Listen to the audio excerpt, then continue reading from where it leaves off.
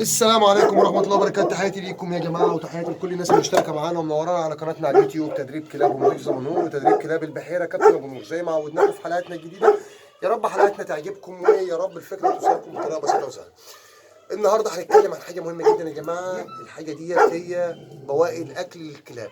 يعني إيه بواقي الأكل؟ وإزاي نأكل بواقي الأكل بتاعت البيت اللي فاضلة عندي للكلاب؟ بس أهم حاجة في الموضوع ده إن ما تكونش عندك الحاجة مربية شوية فراخ بتجمع لهم البواقي ديت وتطلعهم لهم، وما تكونش عندك المدام مربية شوية بط ما بتتسلق تلاقي بواقي أكل في المطبخ تاخد الحاجات دي تأكلهم لهم. يبقى كده الموضوع هيقلب بعركة بجد يعني. طبعا زي ما انتم شايفين الكلاب لقيتني طالع معايا حله في ايدي. الحله ديت فاضل فيها بواقي زي مكرونه، على رز سمك، على مش عارف ايه، على ايه. البواقي دي ممكن تاثر على الكلاب صحيا، ممكن تاثر عليهم في معدتهم، ممكن تسبب لهم مشكله. اهم حاجه تبعد عنها في بواقي الاكل اللي طالعه من عندك من البيت. الشطه والحاجات الحراقه دي مضره جدا بالكلاب. اول حاجه بتعملهم لهم بتسبب لهم اسهال حاد، بيحصل لهم اسهال فوري. يعني بتبص تلاقي الكلب يسهل جامد، وممكن الشطه ديت لو مفيش ميه عند الكلاب تسبب ان الكلب بتاعك يموت بعد 10 دقايق بالظبط. تمام. طبعا يكفينا ويكفيكوا الشر، ما مش عايزين نتكلم في موضوع الموت. حاول ان انت بواقي الاكل بتاعت الكلاب او بواقي اللي بتفضل منك من البيت وهتاكلها الكلاب ما يكونش فيها شطه، وتاكد بنسبه 100%، لان ممكن يكون البواقي ديت مكان ما بيفضوا الاكل او ما بيفضي الجماعه عندك في البيت ما بيفضوا الاكل في المطبخ. تمام. طبعا ممكن يكون اللي حطوا حاجه فيها شطه او كلام من ده وانت ما تعرفش، وتاخد البواقي ديت تفضيها للكلاب بتاعتك وانت مش واخد بالك. طبعا دلوقتي احنا جايبين بواقي الاكل اهي، بتبقى عباره عن يعني في مكرونه وفي روس وفي مش عارف ايه. المهم ان ام نور عامله معانا الواجب يعني. تمام. طبعا اي بواقي بتفضل عندها الحمد لله هي مش مربيه فراخ. حاولت كذا مره تربي فراخ، حاولت كذا مره، والنبي انا نفسي نربي فراخ يا ابو نور. طبعا تيجي تربي فراخ تيجي طالعه اي كلبه ولا اي كلب يعمل معاها الواجب. تمام. وعشان نقعد نحسن سلوك كميه الكلاب اللي عندنا من ناحيه الفراخ، يبقى باذن الله وبمشيئه ربنا هنشتغل فراخ بس. تمام. طبعا يا جماعه اول حاجه بتجمع لي الاكل وبتحطوا لي على السلم مثلا في الوقت بتاع بالليل بناخده ونديه للكلاب. هو بتبقى حاجات بسيطه خالص يعني ما تكفيش كلب واحد، بس برضه بيبقى عباره عن تغيير لمعده الكلب. الكلاب عندنا كان في ناس مفكره ان احنا بناكل عظم بس. ازاي يعني؟ اقنعني ان مثلا 20 كلب او 30 كلب يعيشوا على العظم. طبعا لا، ما استحاله، ما مش مفهومه خالص. الكلاب عندنا يا جماعه بتاكل هياكل فراخ زي الروس والرجول والجناحه والحاجات دي كلها. تمام. وبنحط عليها حاجات تانية كتير وزي العيش والكلام ده كله. ده الاكل الاساسي بتاع الكلاب. لكن العظم ده بنجيبه ما الا اكسسوار زي اكسسوار العربيه كده اللي احنا بنزوق بيه العربيه، لكن الاساس في الموضوع هي العربيه. بنجيبه زي اكسسوار. يعني بنيجي مثلا العظم ده في يوم بالليل، ساعات بتصادف معانا كل يوم العظم، يعني ده حسب الجزار اللي احنا بنتعامل معاه. ده صديق ليا وما بياخدش على فكره مقابل للعظم ده. تمام. إيه يا كابتن ابو نور، بعدي عليا وانت مروح خد شويه عظم. نعدي عليه ناخد شويه عظم في شكاره ونوزعهم على الكلاب. بيبقى عباره عن تغيير لمعده الكلاب. العظم بينفعني في ايه؟ بينفعني العظم لما الكلب بياكله، ان لو في كلب عنده اسهال بطنه بتبدا تمسك شويه، لان طبعا العظم ناشف معروف بتبدا البطن تمسك. تمام. بناء عن القراقيش والحاجات اللي هي في العظم اللي الكلب بياكلها ويقرقش. تمام. قال لك لو احنا فتحنا معده الكلب هنلاقي العظم ده مخرم المعده. كان زمان الكلاب كلها ماتت والله. كان زمان الكلاب كلها ماتت من العظم. العظم ما بيأثرش ولا بيعمل الحاجات دي كلها. ودايما اللي بيقول لك حاجه بيقول لك على حاجه مقفوله مستغطيه. ولو نزل لك صوره، يعني ممكن كلب ياكل حاجه فيها مسامير، المسامير دي تخرم معدته. ممكن كلب تديله حاجه فيها مسامير. اولا صعبه بالنسبه لاي كلب انه ياكل حاجه زي كده لما يكون جعان جدا. تمام. المسامير ده تخرم معدته، يجي فاتحين المعده وطلعينها ومبينها لك ده الكلب واكل عظم. لا. طبعا لو انت في خيالك ان العظم بيخرم المعده بسرعه، تمام، او بالطريقه ديت، يبقى باذن الله كل الكلاب اللي عندنا دي كانت زمانها ماتت، كانت زمانها ماتت من زمان. يعني احنا بناكل عظم من زمان. احنا لسه منزل لكم فيديوهات عن العظم قريب، لكن بناكل عظم من زمان. تمام. ووقفنا العظم شويه وبدانا ناكل اكل تاني. المهم ان احنا بنغير في الاكل كتير. تمام. طبعا يا جماعه هنخش دلوقتي نحط الاكل اللي معانا، وكمان هنوريكم الكلب اللي هو الجديد مشمش او بيلعب ديله لو انتم شايفينه في الفيديو ورايا. تمام، بيلعب ديله. مشمش ده الجديد، ربنا يعوض علينا في مشمش التاني. وناس كتير برضو كتبوا لنا على القناه ده خطا منك ان انت مشمش اللي مات ده روحه في رقبتك انت وذنبه في رقبتك انت، علشان انت اهملته. ومفيش حد يحط كلاب للو، بس عيب يا ريتش، ومفيش حد يحط كلاب للو وسط الكلاب الكبيره ديت، وده غلط. مش يا جماعه على السطح هنا بقاله فتره طويله جدا، يعني انتوا كلكم متابعين. اللي بيخش يتكلم وبيخش يضيف على القناه ده لسه شايف الحلقه بس، لكن لو متابع الفيديوهات القديمه هيعرف ان مش ده بقاله فتره طويله جدا هنا. تمام. مش من طبعه بيحب يمشي ورا اي نتايه حيضه، ومن طبعه ان هو بينزل على النتايات. كان من طبعه ان هو لو لقى اي ذكر ماشي ورا نتايه يروح يزوم على الذكر وعايز يضربه. يعني انت يا مش يا اللي قد كده عايز تروح تضرب كلب كبير جيرمان او روت او بيتبول او سين برنار زي مايلو والحاجات دي كلها، علشان ما يمشيش ورا النتايه. كان بيعاند برضه، بس كان طيب جدا وكان حنين جدا. والكلب ده كان الواحد يشيله ويلعب بيه كده زي الفرخه في ايديه، ما يعملوش اي حاجه وما كانش يأذي اي بني ادم. يعني كان كلب حنين ووديع جدا. تمام. طبعا اللي لاحظناه في مشمش في الايام الاخيره كان في مشاكل بينه وبين مايلو كتير. مايلو مسك مشمش، وطبعا لما كلب سين برنار يمسك كلب لولو في الفتره ديت طبعا عشان تلحقه لازم يبقى فيه اثار جانبيه، ولازم يبقى فيه حاجات مثلا تاثر على صحه الكلب، زي تعوير زي خرابيط زي كلام من ده.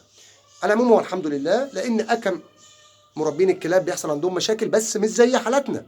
ما بيعرضلكش على اليوتيوب وما بينزلكش فيديو ويصور لك ايه اللي حصل والكلام ده كله، بيدخلك في مشاكله زي حالتنا كده. يعني احنا بندخلك معانا وبنخليك تتابع وتشوف ده وتشوف ده وتشوف ده.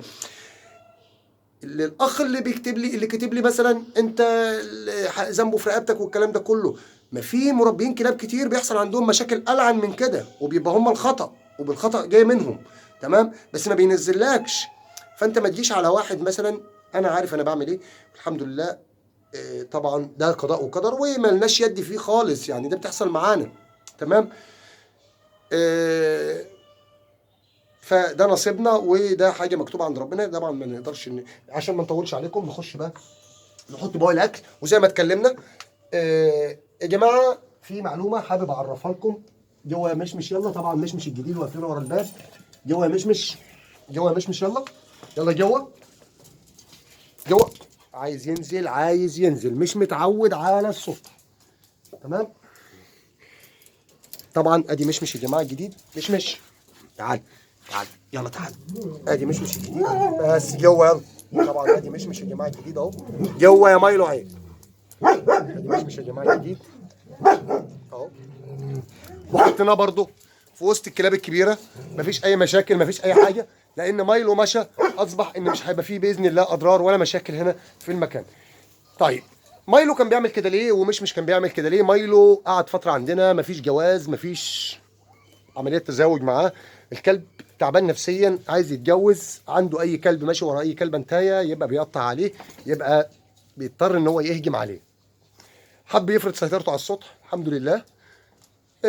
حاولنا نعاقبه. لو لاحظتوا في اخر يومين يا جماعه بعد موضوع مايلو لما كان قاعد في البوكسه وبنحط له العظم عنده جوه ما رضاش يطلع وما رضاش يطلع لي بره عشان ياكل العظم بتاعه، كان احترام جدا.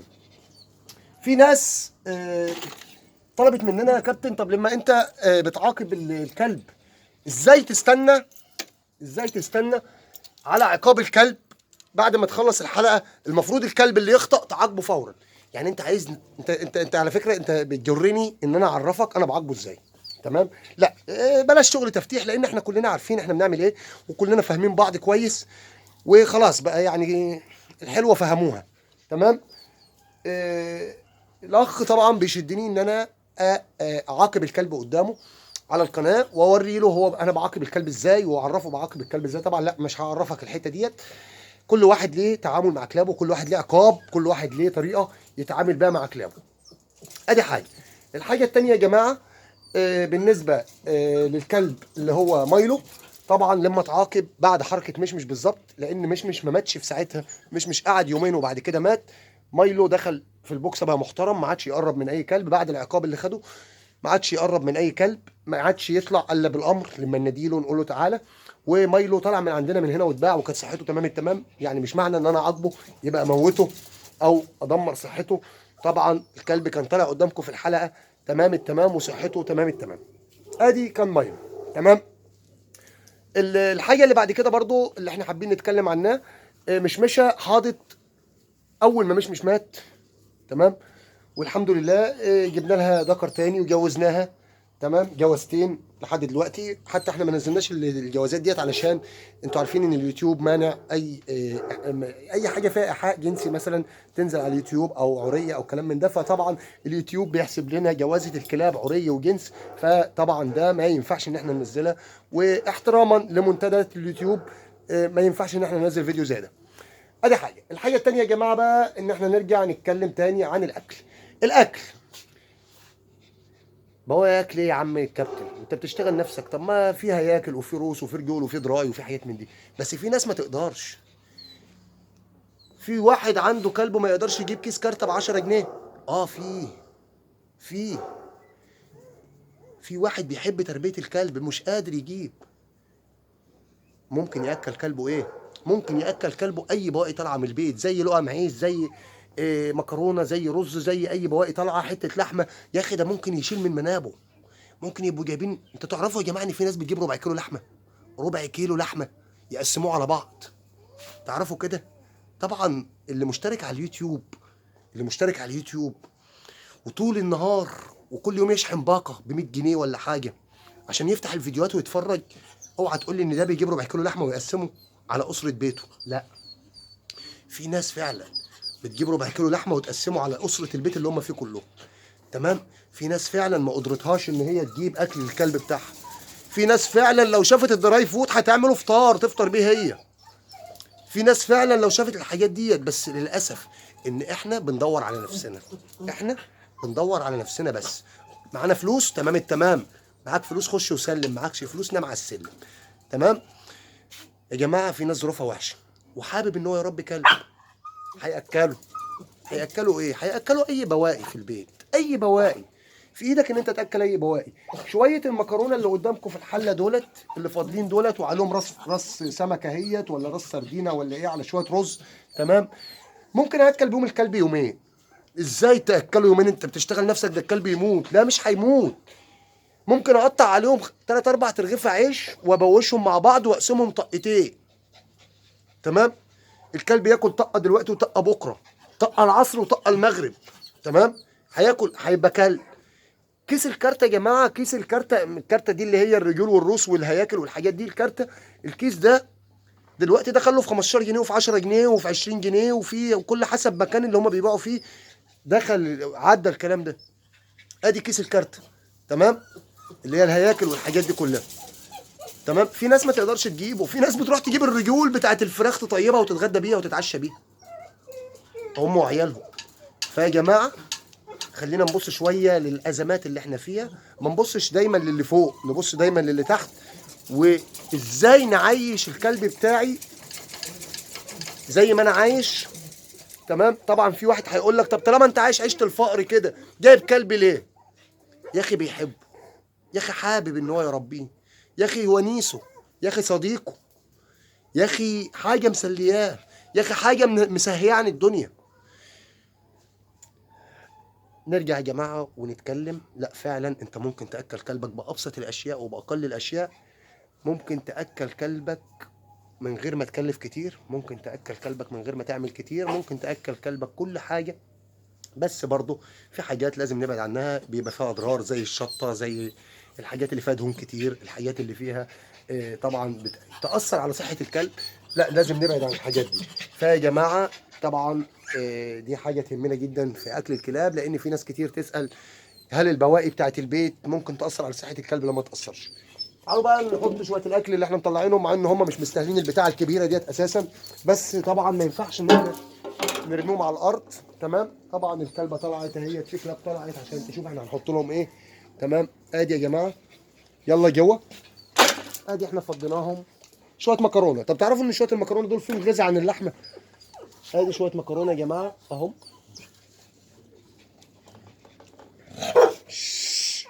والكلاب بتاكلهم وبرضه فيهم دهان كويس. وكمان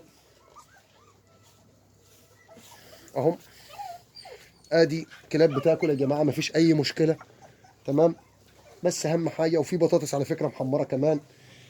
يعني دي بواقي اللي بتطلع من البيت، شويه مكرونه على شويه رز على راس سمكه على ايه على ايه، كل البواقي اللي بتطلع من البيت دي صدقوني تبقى مفيده للكلاب. وعلى فكره يا جماعه الكلب اللي احنا بناكله بواقي البيت ده بيكون سبحان الله صحته اقوى من الكلب اللي احنا بناكله هياكل طول النهار ولحمه وكلام من ده. حاول ان انت تعود الكلب على كل حاجه عندك، خلي كلبك ياكل كل ما تتخيل، خلي كلبك ياكل كل حاجه، ما توقفلوش حاجه قدامه، عوده على كل حاجه من صغره. حط له ده وحط له ده وحط له ده وحط له ده وخليه ياكل. في ناس هتقول لك الكلاب تاكل كده ده من الجوع، لا مش من الجوع، الكلاب دي واكله من ساعه، الكلاب دي واكله من ساعه بالظبط تمام. بس في كلاب تحب تدلع نفسها، يعني لو الكلاب جعانه مش هنشوف جسم زي ده، ولا ايه؟ ولا انتوا ايه رايكم يا جماعه؟ لو الكلاب جعانه مش هنشوف جسم بالعرض ده تمام اهو. لان برضو انتوا عارفين ان في ناس بتحب تنتقد باي طريقه تمام. لا لو الكلاب جعانه مش هنشوف اجسام زي كده. فالحمد لله كلابنا صحتها 100%، كلابنا صحتها في الطالع، ما عندناش اي مشكله في تربيه كلابنا. بنحاول نخلي الكبير قوي بسيط جدا وسهل جدا وضعيف جدا ان احنا نقدر نحله مع نفسنا، وما بنحبش ندخل حد في شغلنا، وما بنحبش اسرار شغلنا دي طبعا ده احنا زايعينها على الهوا مباشره. ما بنحبش ندخل حد في شغلنا، بنحب نمشي بدماغي، ما نسمعش لحد طالما انا مش مقتنع هو بيعمل ايه، طالما انا مش هنستفيد منه او مش فاهم منه يبقى ما نمشيش بامره ولا نمشي بكلامه. صحه كلابنا احنا مسؤولين عنها، كلابنا احنا مسؤولين عنهم. لو كلب عندنا مات ده بيبقى قضاء ربنا وقدره وما فيش اي كلام نقدر نتكلم فيه. في الاخر نقول لكم تحياتي ليكم، بس في قبل ما نقول لكم تحياتي ليكم شايفين الكلب الجديد مش بيحاول، مش عاجبه الموضوع هنا تمام، عايز يطلع باي طريقه، بس انا بشك ان هو مش موضوع عايز يطلع، لا مش تحت وحيضه ولسه مجوزينه منها، فهو طبعا من الواضح ان هو عايز ينزل لها تاني تمام. ايه مش ايه شاطر شاطر اطلع فوق هنا، تعال تعال تعالى مش يلا تعال. لا انا عايزك تعمل زي مش بقى كان بيطلع فوق على طول، يلا تعال مش يلا اطلع فوق فوق شاطر شاطر يلا فوق شاطر شاطر ايوه كده.